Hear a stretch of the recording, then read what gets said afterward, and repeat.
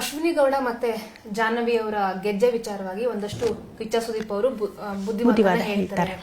ಜೊತೆಗೆ ಅಂದ್ರೆ ಹೀಗೆಲ್ಲ ಆಗ್ತಿದೆ ಅಂತ ಹೇಳ್ತಾರೆ. ಅದಾದ ನಂತರನೂ ಕೂಡ ಅವ್ರು ಅಷ್ಟೊಂದು ಏನು ಬದಲಾಗಿದ್ದೇನು ವೀಕ್ಷಕರಿಗೆ ಕಾಣಿಸ್ಲಿಲ್ಲ.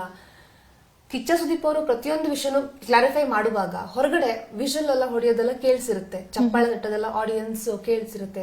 ನಾನು ತಪ್ಪು ಮಾಡಿದೀನಿ, ಗೊತ್ತಾಗಿದೆ ಅಂತ ಯೂಶುವಲಿ ಗೊತ್ತಾಗಿರುತ್ತೆ. ಬಟ್ ಅವರಿಬ್ಬರಿಗೂ ಮೋಸ್ಟ್ಲಿ ಅದು ಯಾವ್ದು ತಲುಪ್ತಾ ಇಲ್ಲ ಅನ್ನುವಂಥದ್ದು ವೀಕ್ಷಕರ ಇನ್ನೊಂದು ಮಾತು. ಅಂದ್ರೆ ಬದಲಾಗ್ತಿಲ್ವಲ್ಲ ಅಂತ.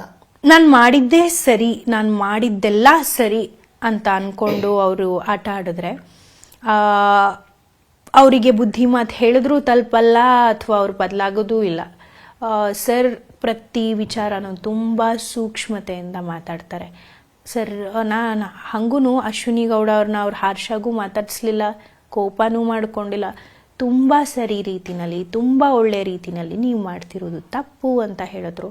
ಅವ್ರು ಆಗ ತಿದ್ಕೊಂಡು ಕ್ಷಮೆ ಆಗಿದೆ, ಹೌದು ಆಗಿದೆ, ನನ್ನಿಂದ ತಪ್ಪಾಗಿದೆ, ಕ್ಷಮೆ ಕೇಳೋಣ ಅಂತ ಮನಸ್ಸಿಂದ ಕ್ಷಮೆ ಕೇಳಿದರೆ ಮುಗ್ದು ಹೋಗಿರೋದು.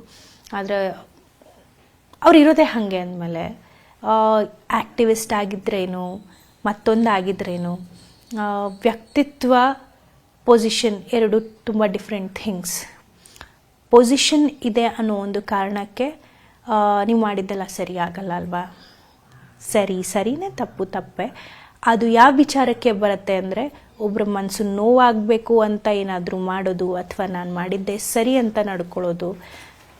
ಈ ವಿಚಾರಗಳಲ್ಲಿ ಬಹುಶಃ ಅಶ್ವಿನಿ ಗೌಡ ಅವರು ಒಂಚೂರು ಹುಷಾರಾಗಿರಬೇಕು.